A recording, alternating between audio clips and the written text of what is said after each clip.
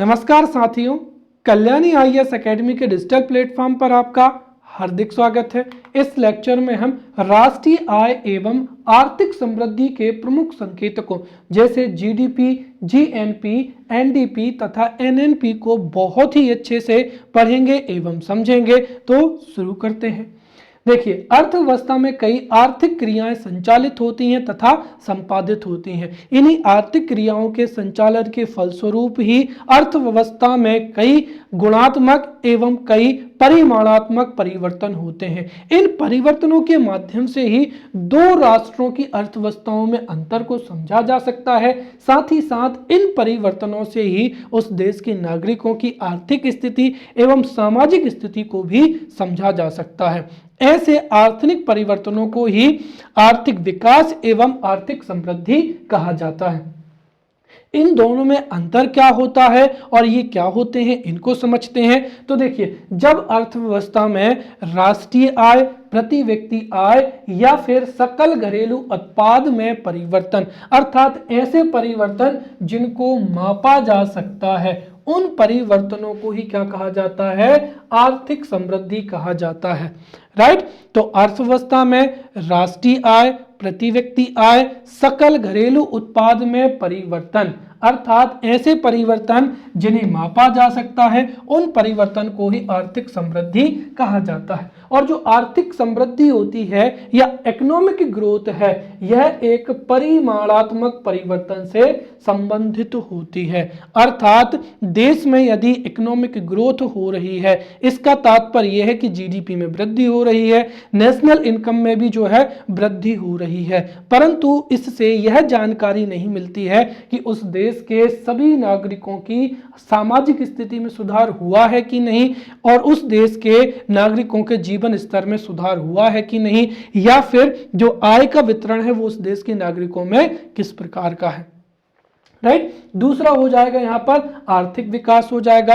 तो जब अर्थव्यवस्था में आर्थिक समृद्धि के अतिरिक्त गुणात्मक परिवर्तनों या मानवीय सरोकारों जैसे शिक्षा हो जाएगा, स्वास्थ्य हो जाएगा एवं जीवन स्तर को भी सम्मिलित कर दिया जाता है, ऐसे परिवर्तन होते हैं, तो उसे ही क्या कहा जाता है? आर्थिक विकास कहा जाता है। तो अर्थव्यवस्था में आर्थिक समृद्धि के साथ साथ यदि मानवीय सरोकारों जैसे शिक्षा, स्वास्थ्य, जीवन स्तर में भी परिवर्तन होता है, तो उसे ही इकोनॉमिक डेवलपमेंट कहा जाता है। और यह जो है गुणात्मक परिवर्तन से क्या होता है? संबंधित होता है। अर्थात आर्थिक विकास के माध्यम से ही हम नागरिकों के जीवन स्तर को, राइट, उनकी सामाजिक स्थिति एवं आर्थिक स्थिति को समझ सकते हैं।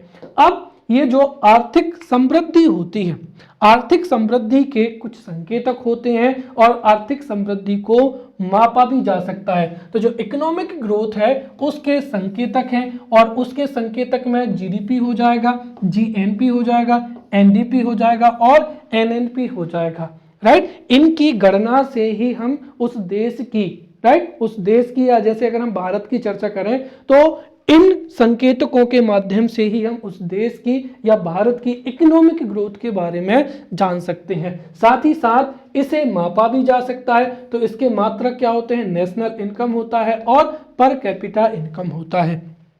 तो इस लेक्चर में हम इकोनॉमिक ग्रोथ के प्रमुख इंडिकेटर्स जैसे जीडीपी, जीएनपी, एनडीपी और एनएनपी को बहुत ही अच्छे से पढ़ेंगे।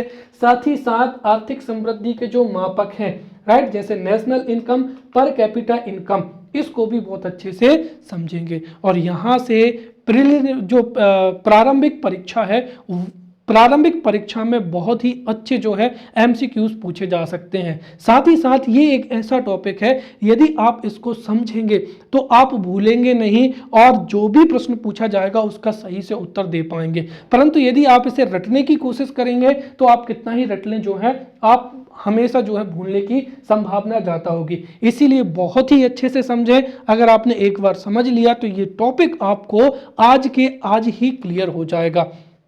तो हम शुरू करते हैं जीडीपी एट मार्केट प्राइस, या बाजार कीमत पर क्या?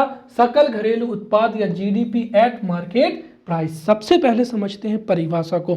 तो देखिए, किसी देश की घरेलू सीमा के अंतर्गत किसी एक निश्चित वित्तीय वर्ष में सभी निवासियों या गैर निवासियों के द्वारा उत्पादित सभी वस्तुओं एवं सेवाओं के बाजार मूल्य पर मौद्रिक मूल्य को ही क्या कहा जाता है? जीडीपी कहा जाता है।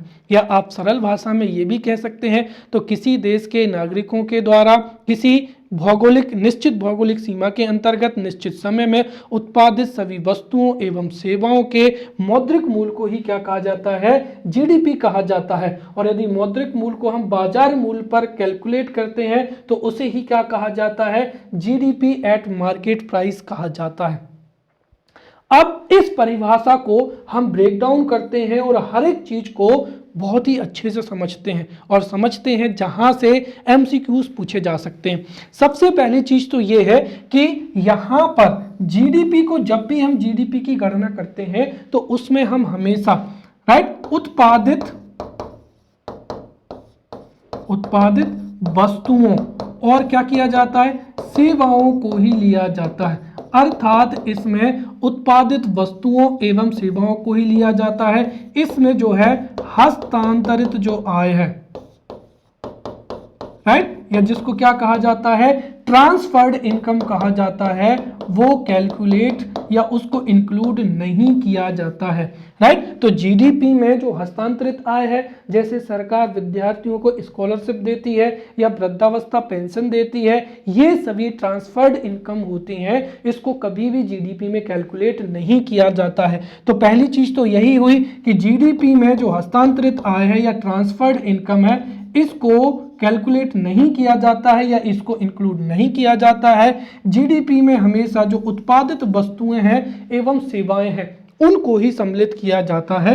ये पहला बिंदु हो जाएगा। दूसरा, जीडीपी को देश की घरेलू सीमा के अंतर्गत ही कैलकुलेट किया जाता है। घरेलू सीमा से तात्पर्य हमारे देश की बॉर्डर नहीं होता है। घरेलू सीमा से तात्पर्य देश की भौगोलिक सीमा से भी होता है, राइट। तो देश की जो भौगोलिक सीमा है उसके अंदर, साथ ही साथ देश की जो राजनीतिक सीमा है उसमें भी, साथ ही साथ जो हमारे देश की सामुद्रिक सीमा होती है, आपको बहुत ही अच्छे से पता होगा कि जो हमारा तटीय क्षेत्र है उसके कुछ दूर तक भी जो है हमारे देश की क्या होती है? जलीय सीमा होती है, जहां पर कई प्रकार की जो है आर्थिक गतिविधियां संपन्न होती हैं।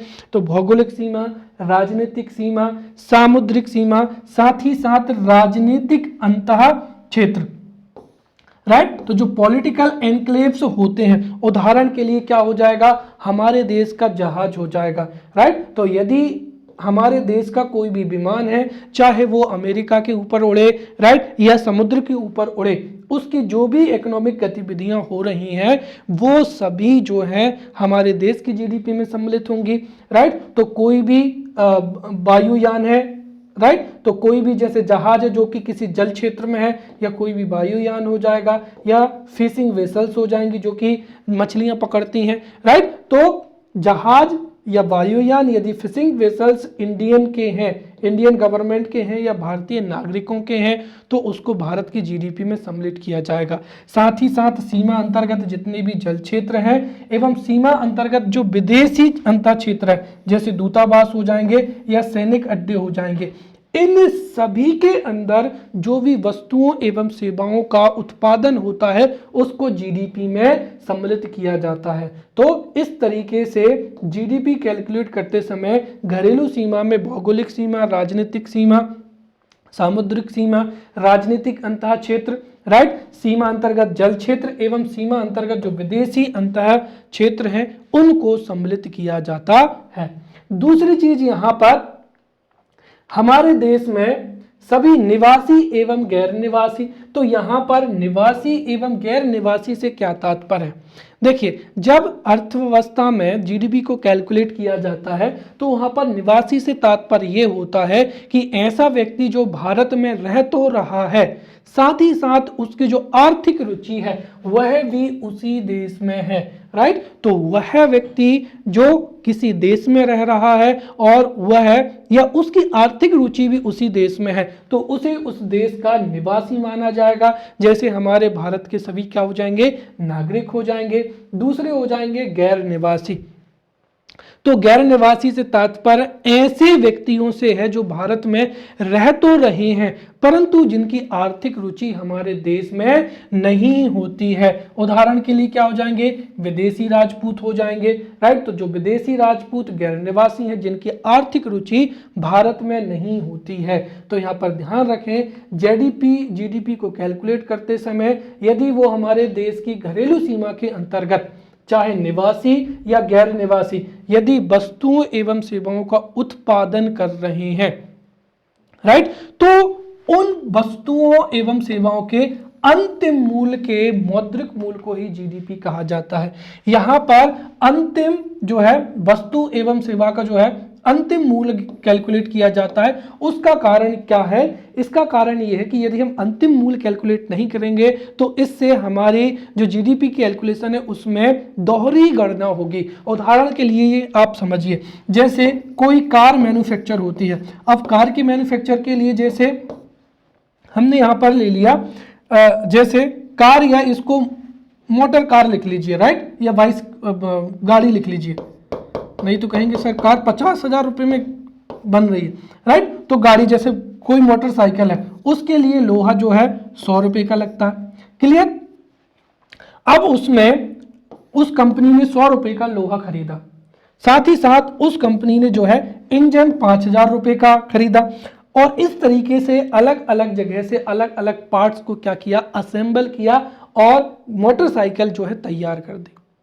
अब यदि जैसे हमने कहा कि भाई वह कंपनी लोहे का कुछ बॉडी बना रही है उस मोटरसाइकिल की या उसका इंजन बना रही है, अगर हम इन सब को जोड़ लेंगे तो जैसे हमने कार का जो मूल है, कार के मूल में अगर हमने लोहा भी जोड़ लिया, इंजन भी जोड़ लिया, तो ऐसे में क्या होगा कि ये जो कार का टोटल मूल्य है इसमें लोहा और इंजन ये दोनों इंक्लूड हो जाएंगे। तो यहाँ पर लोहा एवं इंजन की क्या हो गई, डबल कैलकुलेशन हो गई। इसीलिए जो जितनी भी मध्यवर्ती वस्तुएं होती हैं, चाहे वो टायर हो, राइट, टायर हो, इंजन हो, ग्लास हो, फाइबर हो, उन सब को डबल काउंट नहीं किया जाता है। इसीलिए किसी भी वस्तु का जो फाइनल रेट होता है उसको ही क्या किया जाता है, इंक्लूड किया जाता है, क्लियर। और साथ ही साथ यहां पर चौथी और महत्वपूर्ण चीज क्या है कि किसी एक निश्चित वित्तीय वर्ष में, इसका तात्पर्य क्या हुआ कि एक निश्चित वित्तीय वर्ष जैसे 1 अप्रैल से 30 मार्च के बीच में ही, अर्थात जैसे अगर हम ये कहें कि अगर 1 अप्रैल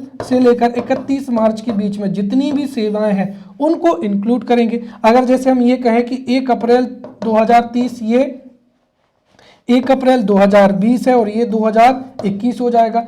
अगर यहाँ पर 1 अप्रैल फिर से क्या हो जाएगा, 2021 हो जाएगा। तो क्या हम इसमें जैसे हमने कहा कि 10 अप्रैल 2021 को बनी हुई वस्तुओं को सम्मिलित करेंगे, नहीं करेंगे, क्योंकि वो अगला वर्ष हो जाएगा तो वो अगले वर्ष की जीडीपी में क्या होगा, काउंट होगा। इस तरीके से जीडीपी का पूरा कंसेप्ट जो है हमें तैयार होता है। तो सीधी परिभाषा हो जाएगी जीडीपी की कि किसी देश की घरेलू सीमा के अंतर्गत किसी एक निश्चित वित्तीय वर्ष में, जो कि 1 अप्रैल से 31 मार्च है, इसके बीच में देश के निवासी एवं गैर निवासी उत्पादक इकाइयों के द्वारा उत्पादित सभी वस्तुओं एवं सेवाओं के अंतिम, राइट, अंतिम मूल्य के मौद्रिक मूल्य जो कि किस पर हो, बाजार मूल्य पर हो, उसको ही क्या कहा जाता है, जीडीपी एट मार्केट प्राइस कहा जाता है, क्लियर। अगर आपको जीडीपी समझ में आ गई है तो बाकी की सभी वस्तुएं आपको बहुत ही अच्छे से,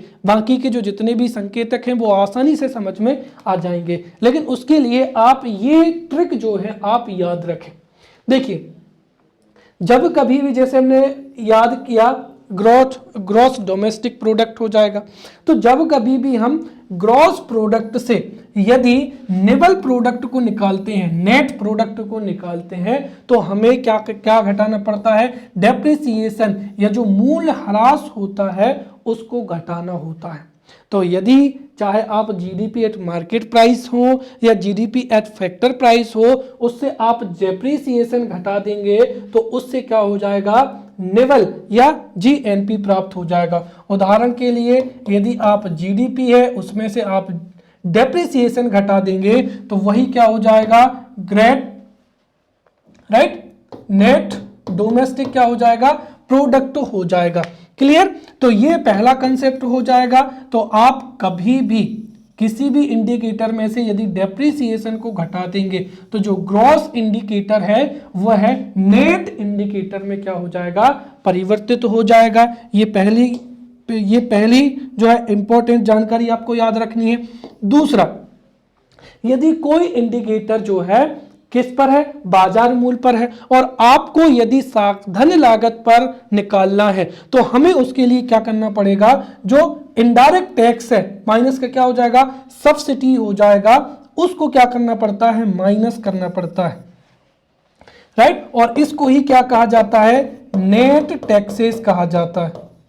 राइट। तो यदि आप बाजार कीमत में से, राइट, जैसे मैंने कहा कि जीडीपी एट क्या है, मार्केट प्राइस है, इसमें से यदि हम नेट टैक्सेस को घटा दें, नेट टैक्सेस का मतलब क्या हुआ, इनडायरेक्ट टैक्स माइनस का सब्सिडी। राइट। तो क्या हो जाएगी, हमको साधन लागत जो है वो प्राप्त हो जाएगी। और तीसरा, यदि कोई इंडिकेटर राष्ट्रीय है और उसको अगर हमको घरेलू स्तर पर निकालना है तो हम उसमें से क्या कर देंगे, यहाँ पर विदेशों से प्राप्त शुद्ध आय को माइनस कर देंगे। क्लियर। क्योंकि यहां पर जो शब्द है वो है राष्ट्रीय, इसका मतलब हम यहां पर राष्ट्र को मानकर चल रहे हैं, अर्थात यहां पर हम देश के नागरिकों के द्वारा उत्पादित वस्तुओं एवं सेवाओं के मौद्रिक मूल्य को ही कैलकुलेट करेंगे। राइट। और यहां पर घरेलू, इसका मतलब यह है कि हमारे देश की भौगोलिक सीमा के में चाहे वो निवासी हो या गैर निवासी हो, सबके द्वारा उत्पादित वस्तुओं एवं सेवाओं को सम्मिलित किया जाता है। इसीलिए net factor income from abroad जो है वो सम्मिलित किया जाता है। तो इन तीन चीजों को यहां पर आप समझ लें और इनको मैं विस्तार से आपको समझा दूंगा। क्लियर। तो यदि कोई इंडिकेटर ग्रॉस में है तो उसमें से यदि हम डेप्रिसिएशन को माइनस कर दें तो वही इंडिकेटर जो है नेट में परिवर्तन हो जाएगा।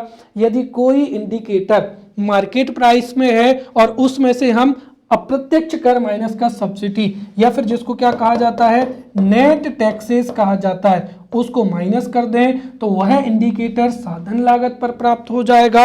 और यदि कोई इंडिकेटर राष्ट्रीय स्तर पर है और उसमें से यदि हम net factor income from abroad को क्या कर देते हैं, माइनस कर देते हैं, तो वह घरेलू स्तर पर प्राप्त हो जाएगा। चलिए अब हम यहां पर समझते हैं, दूसरा हो जाएगा सकल राष्ट्रीय उत्पाद। राइट। क्या हो जाएगा, सकल राष्ट्रीय उत्पाद एट क्या हो जाएगा, बाजार मूल्य पर हो जाएगा। तो यहां पर यदि आपको जीडीपी है तो आप आसानी से निकाल लेंगे। तो देखिए जीडीपी जो है, अब हमको क्या निकालना है यहां पर, राष्ट्रीय, तो सकल राष्ट्रीय उत्पाद मार्केट प्राइस पर। अभी मैंने आपको बताया है कि जब हमें सकल राष्ट्रीय उत्पाद निकालना हो तो यहां पर राष्ट्रीयता का कंसेप्ट होता है। इसीलिए यदि हम जीडीपी मार्केट प्राइस में से विदेशों से प्राप्त निवल आय या net factor income from abroad को क्या कर देते हैं, जोड़ देते हैं। क्लियर। जोड़ देते हैं तो वही क्या प्राप्त हो जाएगा, GDP GNP eight market price.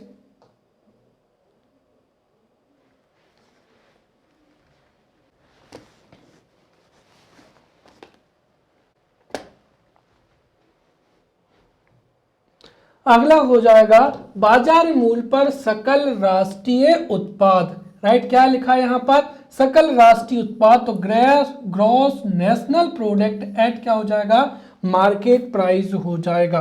तो इसको निकालने का अभी मैंने बिल्कुल सीधा सा तरीका बताया।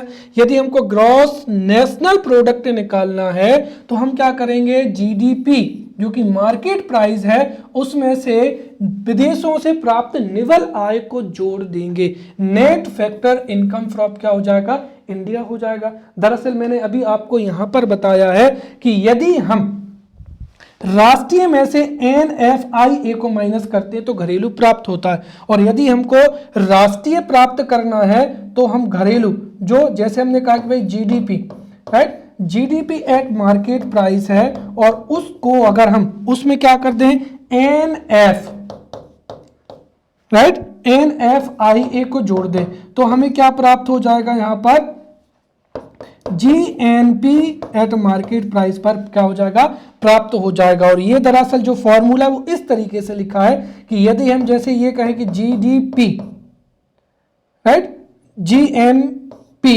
क्या हो जाएगा, मार्केट प्राइस, इसमें से यदि हम NFIA को अगर घटा दें तो वो क्या प्राप्त हो जाएगा, GDP एट क्या होगा, मार्केट प्राइस प्राप्त होगा। और यदि हमको GDP को निकालना है तो NFIA इधर जाके क्या हो जाएगा, जुड़ जाएगा। क्लियर।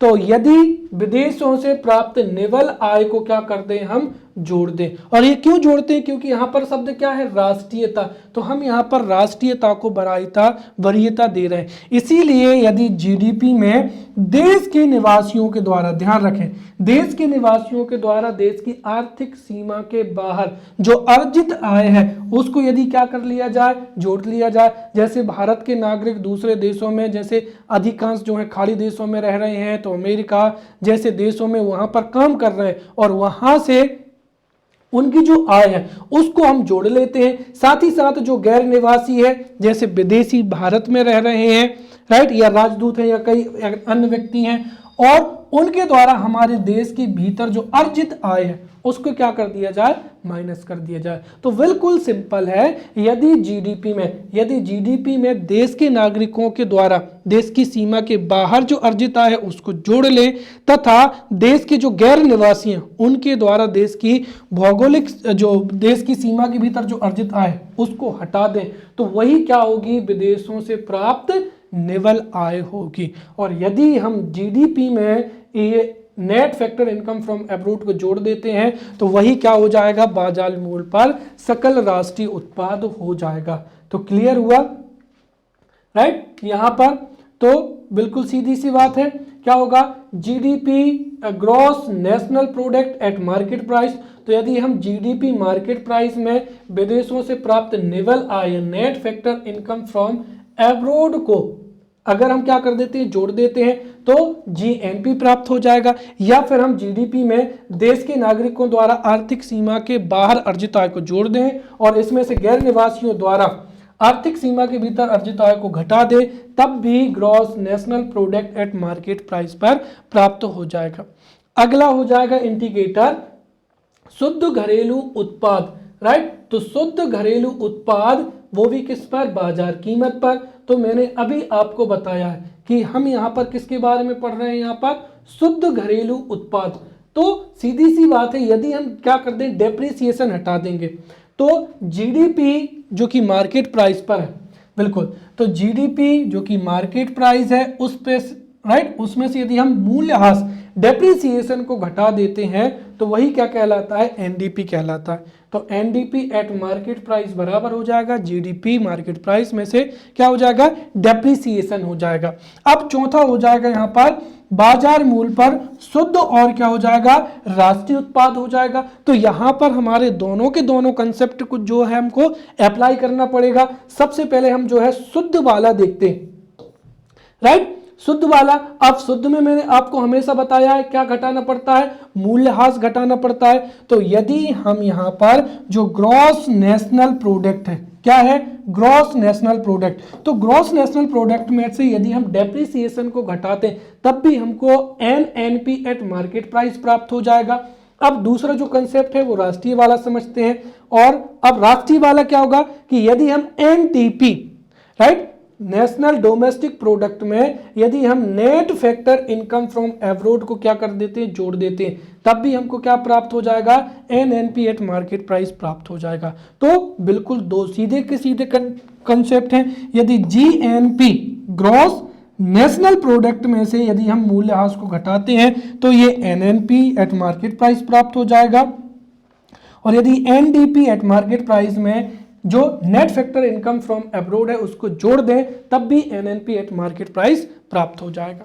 अब अगला हो जाएगा यहां पर सकल घरेलू उत्पाद, लेकिन किस पर? साधन लागत पर, राइट। तो इसके लिए आप सीधा याद रखो, जैसे किसी कंपनी ने, भाई जैसे मैंने कहा कि एक कंपनी ने एक जो बाइक है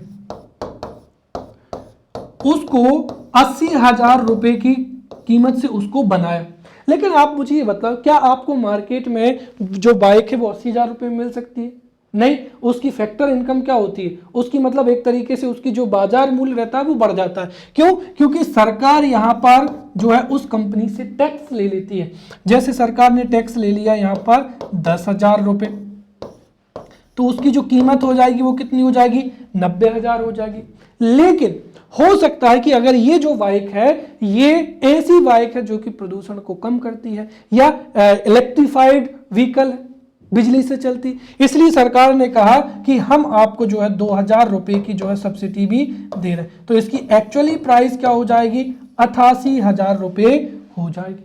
कहने का मतलब ये है कि यदि हम जो उसका बाजार मूल्य है, यदि हम बाजार मूल्य में से सब्सिडी को क्या कर दें? जोड़ दें, और उसमें से जो टैक्स है उसको क्या कर दें? घटा दें, तो हमको क्या प्राप्त हो जाएगा? फैक्टर कॉस्ट प्राप्त हो जाएगी। और वही तो यहीं पर लिखा है, राइट। जैसे फैक्टर कॉस्ट जो है गाड़ी की, जैसे अगर हमको ओरिजिनल जो कीमत देखनी है जो है फैक्टर कॉस्ट, वो कितनी है? 80,000 है, राइट। और ये कैसे निकलेगी भाई? गाड़ी की जो मार्केट की कीमत है वो कितनी है? 88,000, राइट। उसमें से हमको क्या घटाना है? Indirect taxes. तो जो है 10,000 रुपए का हमने टैक्स घटा दिया, और प्लस का 2,000 रुपए की क्या जोड़ दी? सब्सिडी जोड़ दी। तो देखो बिल्कुल मिला कि मिला नहीं, राइट। 88,000 बाजार मूल्य है, उसमें से 10,000 का टैक्स घटा दिया, 2,000 की सब्सिडी जोड़ दी। तो कुल मिलाकर अगर हम देखें तो यदि मार्केट प्राइस पर जीडीपी में से जो परोक्ष कर है, राइट, उसको घटा दे और सब्सिडी को क्या कर दें? जोड़ दें, राइट। तो जीडीपी एट मार्केट प्राइस में से परोक्ष कर को घटा दें और सब्सिडी को जोड़ दें, तो हमें जीडीपी एट क्या हो जाएगा? फैक्टर कॉस्ट प्राप्त हो जाएगा। इसको इस तरीके से भी जो है पुस्तकों में आपको लिखा हुआ मिलेगा कि GDP at market price minus रहेगा, यहां पर लिखा रहेगा अप्रत्यक्ष कर, माइनस का क्या हो जाएगा? सब्सिडी हो जाएगा, राइट। या इसको आप इस तरीके से भी समझ सकते हैं, ये माइनस जब खुलेगा तो ये क्या हो जाएगा? यहां पर ये अप्रत्यक्ष कर रहेगा और यहां पर क्या हो जाएगा? प्लस हो जाएगा। तो कुल मिलाकर जीडीपी एट फैक्टर कॉस्ट बराबर GDP at market price minus का अप्रत्यक्ष कर माइनस का सब्सिडी, और इसको ही क्या कहा जाता है? शुद्ध अप्रत्यक्ष या नेट इनडायरेक्ट टैक्सेस कहा जाता है। तो इस तरीके से ये जो तीन है, राइट, ये तीन क्या हो जाएंगे? यहां पर फैक्टर कॉस्ट को निकालने के तरीके हो जाएंगे। क्लियर? तो यदि फैक्टर कॉस्ट अगर हमको निकालना है तो जीडीपी मार्केट प्राइस में से यदि परोक्ष कर को क्या कर दिया जाए? घटा दिया जाए, और सब्सिडी को क्या कर दिया जाए? जोड़ दिया जाए, तो जीडीपी एट फैक्टर कॉस्ट प्राप्त हो जाएगा। या फिर जीडीपी एट मार्केट प्राइस में से जो नेट इनडायरेक्ट टैक्सेस हैं उसको घटा दिया जाए, तब भी जीडीपी एट क्या हो जाएगा? फैक्टर कॉस्ट प्राप्त हो जाएगा। क्लियर? अगला हो जाएगा साधन लागत पर सकल राष्ट्रीय उत्पाद। तो दो चीजों को आप ध्यान रखें, सकल राष्ट्रीय उत्पाद निकालना है किस पर? साधन लागत पर। तो यहां पर थोड़ा हमको सुधारना पड़ेगा, क्या हो जाएगा? जीएनपी हो जाएगा। अब देखिए, हमने जितना भी जो अभी जो ट्रिक्स पढ़ी हैं उसको हम यहां पर अप्लाई करते हैं। तो जीएनपी एट फैक्टर कॉस्ट को दो तरीके से निकाल सकते हैं। एक तो अभी हमने समझा है कि यदि जीडीपी एट मार्केट प्राइस में से अगर हम नेट इनडायरेक्ट टैक्सेस को अगर हम घटा देते हैं, तो नेट इनडायरेक्ट टैक्सेस को घटाएंगे तो हमें जीडीपी में से अगर हम जीडीपी में से यदि नेट इनडायरेक्ट टैक्सेस को घटाते हैं तो हमें जीडीपी एट फैक्टर कॉस्ट क्या हो जाएगी? प्राप्त हो जाएगी। तो यदि हम जीएनपी एट फैक्टर कॉस्ट प्राप्त करना चाहते हैं तो जीएनपी मार्केट प्राइस, क्लियर, ध्यान रखें, जीएनपी मार्केट प्राइसेस में से अगर हम नेट इनडायरेक्ट टैक्सेस को घटाते हैं तो क्या प्राप्त हो जाएगा, साधन लागत पर सकल राष्ट्रीय उत्पाद प्राप्त हो जाएगा। या फिर इसका क्या हो जाएगा, दूसरा तरीका है, और वो कौन सा है, जब हम राष्ट्रीय इंडिकेटर को निकालते हैं तो उसमें net income, right, net factor income क्या हो जाएगा, फ्रॉम अब्रोड हो जाएगा।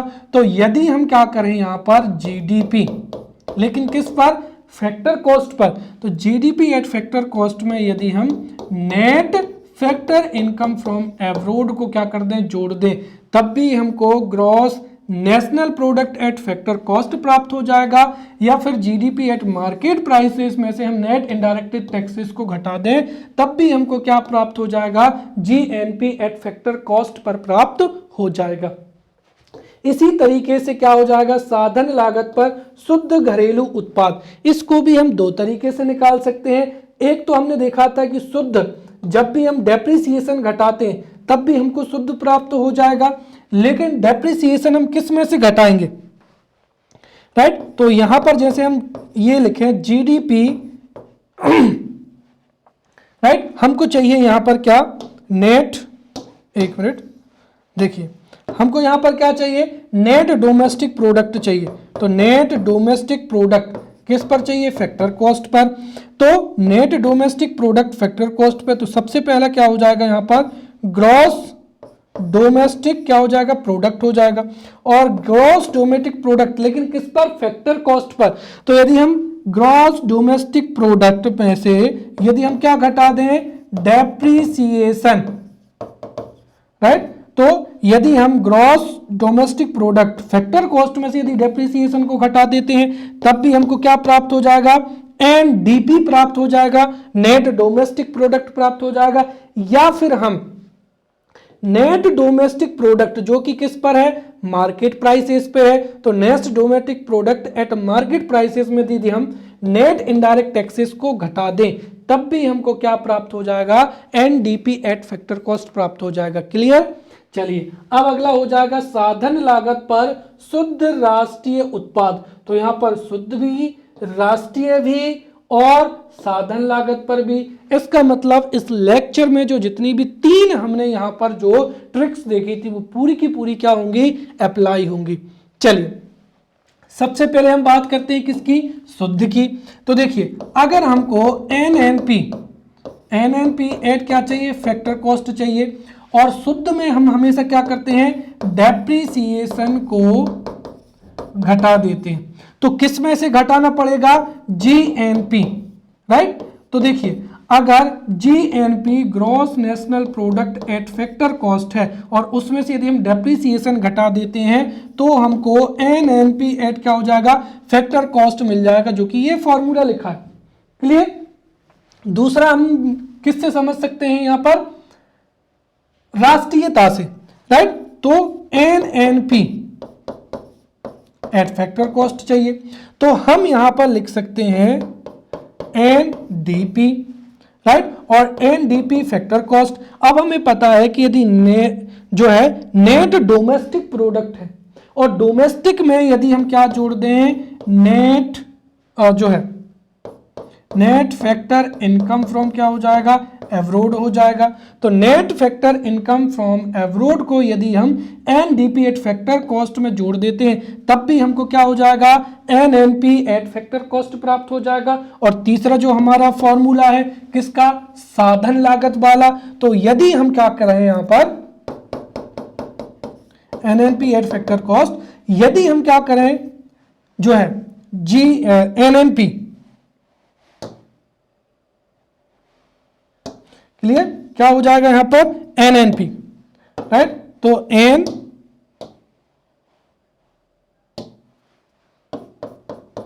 एनएनपी एट क्या हो जाएगा, मार्केट प्राइस।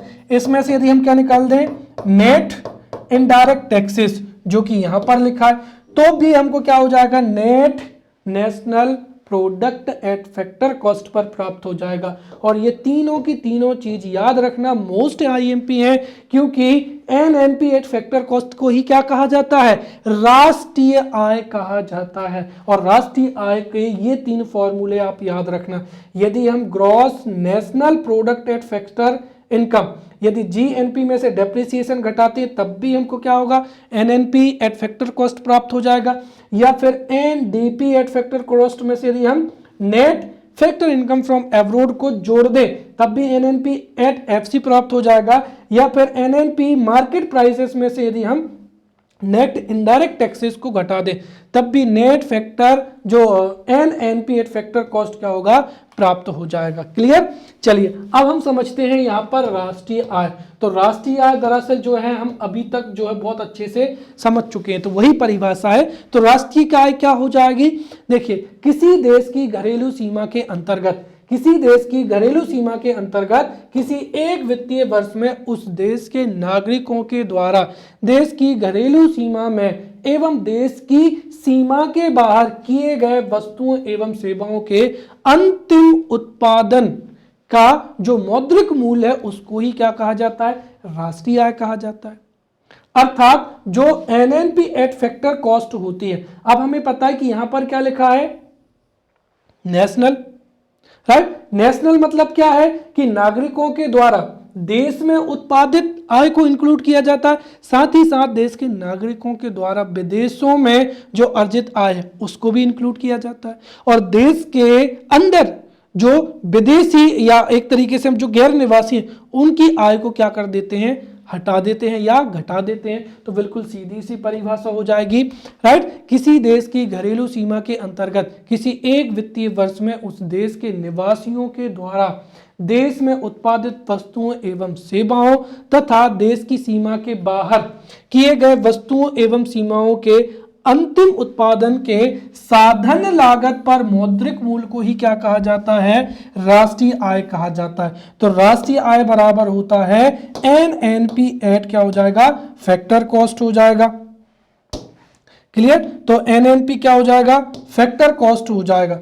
तो नेशनल इनकम बराबर हो जाएगा एनएनपी एट क्या हो जाएगा, फैक्टर कॉस्ट हो जाएगा, राइट। और अब अगर एनएनपी एट फैक्टर कॉस्ट को ही यदि राष्ट्रीय आय कहा जाता है तो इसको हम तीन तरीके से निकाल सकते हैं, राइट। सबसे पहले हमने समझा था कि यदि, राइट, सबसे पहला क्या हो जाएगा कि यदि हम यहां पर क्या करें, जो ग्रॉस नेशनल प्रोडक्ट है, राइट, तो जो राष्ट्रीय आय को हम तीन तरीके से कैलकुलेट कर सकते हैं। सबसे पहला क्या हो जाएगा यहां पर, gross national product at factor cost, right. तो जीएनपी में से यदि हम क्या कर दें, डेप्रिसिएशन को घटा दें तब भी जीएनपी एट क्या हो जाएगा, फैक्टर कॉस्ट प्राप्त हो जाएगा, राइट। दूसरा क्या हो जाएगा कि यदि जो एनडीपी है एट फैक्टर कॉस्ट उसमें यदि हम net factor income from abroad को जोड़ दें तब भी एनएनपी एट फैक्टर कॉस्ट प्राप्त हो जाएगा। और तीसरा क्या हो जाएगा, एनएनपी एट मार्केट प्राइस, उसमें से नेट इनडायरेक्ट टैक्सेस को घटा दें तब भी क्या होगा, एनएनपी प्राप्त हो जाएगा। और एनएनपी एट फैक्टर कॉस्ट को ही क्या कहा जाता है, राष्ट्रीय आय कहा जाता है। अब हमारे देश में राष्ट्रीय आय की गणना की चर्चा करते हैं तो यहां से भी प्री में से क्वेश्चन बन सकते हैं कि राष्ट्रीय आय की गणना कितनी विधियों से की जाती है। तो राष्ट्रीय आय की गणना तीन विधियों से की जाती है। सबसे पहला हो जाएगा व्यय विधि, दूसरा हो जाएगा उत्पादन विधि और तीसरा हो जाएगा आय विधि हो जाएगा। उसमें से जो एक्सपेंडिचर मेथड है या व्यय विधि, एक्सपेंडिचर मेथड या व्यय विधि जीडीपी पर आधारित विधि होती है, राइट। और यह है मांग पक्ष को दर्शाती है या उपभोक्ता पक्ष को दर्शाती है। तो ध्यान रखें एमसीक्यूज में पूछा जाए कि राष्ट्रीय आय की गणना की कौन सी विधि मांग पक्ष को दर्शाती है तो वो हो जाएगी व्यय विधि, या उपभोक्ता पक्ष को दर्शाती वो हो जाएगी व्यय विधि। साथ ही साथ जो उत्पादन विधि है वह आपूर्ति पक्ष को दर्शाती है और इसको ही ग्रॉस वैल्यू एडेड मेथड भी जो है कहा जाता है। और तीसरी हो जाएगी आय विधि। अब इनको हम एक एक करके समझते हैं। तो पहली हो जाएगी यहाँ पर व्यय विधि या एक्सपेंडिचर मेथड, जिसमें क्या निकाला जाता है, जीडीपी को निकाला जाता है। तो इसकी सीधी सी परिभाषा हो जाएगी, राष्ट्रीय आय को बाजार कीमत पर एक देश की भौगोलिक सीमा के अंदर उत्पादित वस्तुओं एवं सेवाओं पर किए गए कुल खर्च या व्यय के रूप में ज्ञात किया जाता है।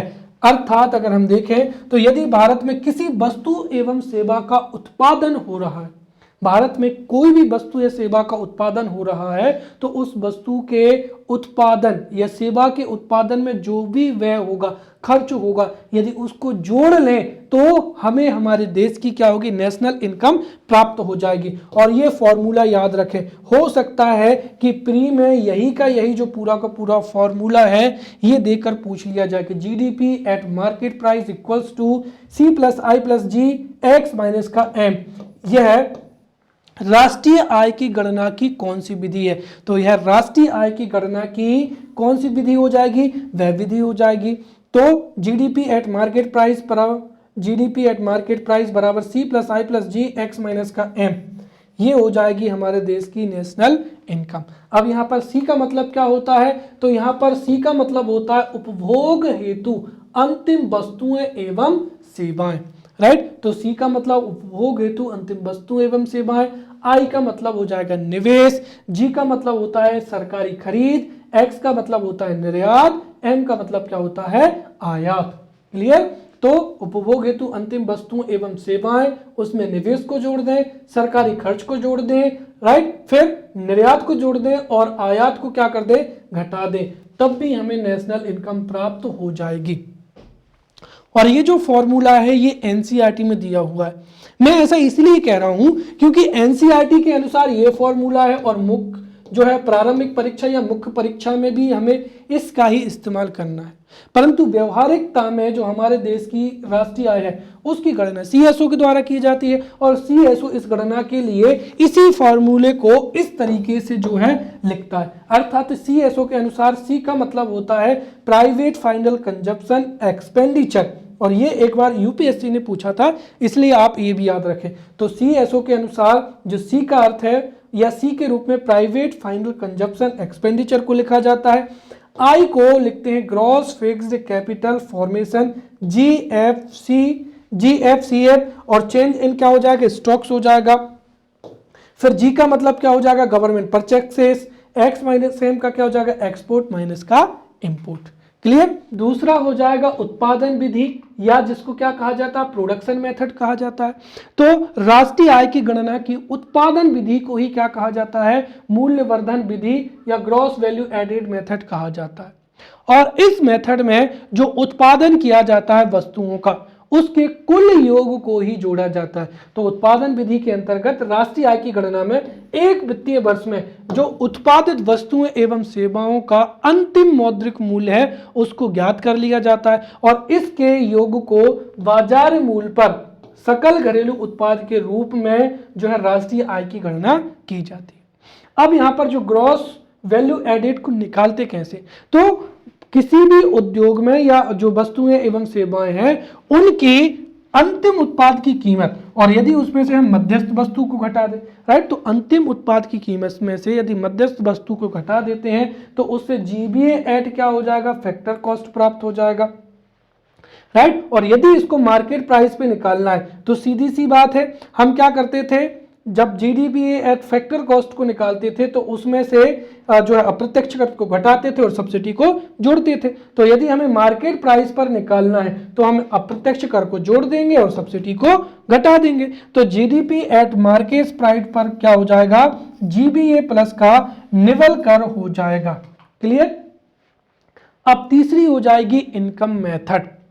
तो इनकम मेथड से क्या तात्पर्य है कि देखिए हमारे देश में जो भी वस्तुएं एवं सेवाओं का उत्पादन होता है उनके उत्पादन से जिनको भी इनकम प्राप्त होती है या जितनी भी इनकम प्राप्त होती है उसको यदि हर चरण में जोड़ लिया जाए तब भी हमें हमारे देश की राष्ट्रीय आय प्राप्त हो जाएगी, राइट। तो राष्ट्रीय आय की गणना की आय विधि के अंतर्गत राष्ट्रीय आय की गणना में एक वित्तीय वर्ष में एक देश के सामान्य निवासियों द्वारा अर्जित कारक आय का कुल योग ज्ञात किया जाता है और इसमें अर्थव्यवस्था के प्रत्येक क्षेत्र के विभिन्न संगठनों के कर्मचारियों को दिया गया पारिश्रमिक या क्षतिपूरक आय, राइट, प्रचालन अधिशेष, राइट, जैसे भूमि हेतु क्या हो जाएगा, लगान हो जाएगा, उद्यमियों को लगान हो जाएगा, तथा मिश्रित आय को जोड़कर मूल्यवर्धन ज्ञात किया जाता है। और इस विधि में किसी उत्पादक इकाई द्वारा उत्पादन के साधनों को किया गया जो आय भुगतान होता है, राइट, उसे ही साधन लागत पर जो है एनवीए क्या होगा, फैक्टर कॉस्ट होगा। और ऐसे तरीके से हम राष्ट्रीय आय की गणना करते हैं, जैसे NDP at factor cost, right. तो एनडीपी एट फैक्टर कॉस्ट को कैसे निकालेंगे, कर्मचारियों का पारिश्रमिक हो जाएगा जिसमें नगद मजदूरी व वेतन सम्मिलित होता है, राइट। सेनावृत्ति पेंशन हो जाएगी, सामाजिक सुरक्षा में और नियोजकों का योगदान। फिर जो प्रचालन अधिशेष है इसमें लाभ, लगान और अवितरित लाभ हो जाएगा और प्लस मित्र सार, इन तीनों को जोड़ दें तो एनडीपी एट फैक्टर कॉस्ट प्राप्त हो जाएगा। मेन फॉर्मूला ये है जो कि मुख्य परीक्षा या प्रारंभिक परीक्षा में पूछा जाता है, राइट। WCPR, इसको आप याद रखना, WCPR ये जो फॉर्मूला है ये राष्ट्रीय आय की गणना का, राइट, राष्ट्रीय आय की गणना का जो है आय विधि का क्या होता है, फॉर्मूला होता है, राइट। तो यहां पर अगर हम देखें तो जीडीपी एट फैक्टर कॉस्ट को कैलकुलेट करते हैं W plus C plus P plus का क्या हो जाएगा R, जहां पर W क्या हो जाएगा, वेजेस टू लेबर, I क्या हो जाएगा, इंटरेस्ट ऑन कैपिटल, P पर प्रॉफिट टू एंटरप्रेन्योर और ओनर ऑफ फर्म, और R पर क्या हो जाएगा, रेंट ऑन लैंड हो जाएगा, राइट। तो इस तरीके से जीडीपी एट फैक्टर कॉस्ट निकाला जाता है। और जीडीपी एट फैक्टर कॉस्ट में यदि हम नेट इनडायरेक्टेड टैक्सेस को जोड़ दें तो जीडीपी एट क्या हो जाएगा, मार्केट प्राइस प्राप्त हो जाएगा, राइट। और इस तरीके से राष्ट्रीय आय की गणना की जाती है। अब राष्ट्रीय आय को गणना किया जाता है तो उसमें आधार वर्ष को भी ध्यान में रखा जाता है। तो ध्यान रखें, CSO ने, जो सेंट्रल स्टैटिस्टिक्स ऑर्गेनाइजेशन है, उसने जनवरी 2015 से राष्ट्रीय आय की गणना का जो आधार वर्ष था 2004 या 5 उसको संशोधित करके 2011-12 कर दिया है, राइट। तो वर्तमान में राष्ट्रीय आय की गणना का जो आधार वर्ष है वो 2011-12 है। और दूसरी चीज, आधार वर्ष उस वर्ष को लिया जाता है जिसमें कोई बड़ी आर्थिक घटना घटित ना हुई हो। आप समझते हैं राष्ट्रीय आय को मापने की विधि के बारे में समझते हैं। तो देखिए, हमारे देश में 2015 के बाद से ही GBA या GBA कौन सी मेथड हो जाएगी, अभी हमने समझा, जो उत्पादन विधि है इसको ही क्या कहा जाता है, GBA मेथड कहा जाता है। तो 2015 के बाद से हमारे देश में GBA के आधार पर राष्ट्रीय आय की गणना की जा रही थी। और जो GBA होता है वह आपूर्ति पक्ष या उत्पादक पक्ष को क्या करता है, प्रदर्शित करता है, राइट। जैसे अगर हम देखें तो जो GBA है, GBA आपूर्ति पक्ष या सप्लाई साइड को क्या करता है, प्रदर्शित करता है। तो वहीं जो वह विधि है वह मांग पक्ष को या उपभोक्ता पक्ष को क्या करती है, प्रदर्शित करती है। इसीलिए वर्तमान समय में RBI ने निर्णय लिया है कि हमारे देश की जो राष्ट्रीय आय की गणना है वो अब GDP पर आधारित होगी, क्योंकि GDP मांग पक्ष को प्रदर्शित कर सकता है। इसीलिए उपभोक्ताओं के लिए या डिमांड साइड को ध्यान में रखते हुए हम आर्थिक नीतियों की गणना आसानी से कर सकते हैं। इसीलिए वर्तमान समय में अप्रैल 2008 से RBI ने GBA की अपेक्षा GDP को आर्थिक गतिविधियों जैसे कि नीति निर्माण हो जाएगा या डेटा एनालिसिस हो जाएगा, इसके लिए जो है GDP या एक तरीके से जो उत्पादन विधि है इसको उपयोग में करने का निर्णय लिया है, राइट। तो जो GDP आधारित आर्थिक समृद्धि मापन से, इसके साथ ही जो GDP आधारित आर्थिक समृद्धि को जब मापा जाता है तो उससे हम अन्य देशों के साथ में कंपेयर भी कर सकते हैं। क्लियर। अब हम समझते हैं राष्ट्रीय आय की गणना। हमारे देश में राष्ट्रीय आय की गणना कौन करता है, इसका इतिहास क्या रहा है, इसको पूरा समझते हैं, राइट। तो हमारे देश में राष्ट्रीय आय की गणना को हम स्वतंत्रता से पहले भी समझ सकते हैं और बाद में। स्वतंत्रता से पहले हमारे देश में राष्ट्रीय आय की गणना का जो पहला प्रयास था वो दादाभाई नेहरू जी ने किया था। दादाभाई नेहरू जी ने सन 1868 में देश की राष्ट्रीय आय की गणना की थी और उन्होंने पर कैपिटा इनकम को 20 रुपये बताया था। कब? 1868 में।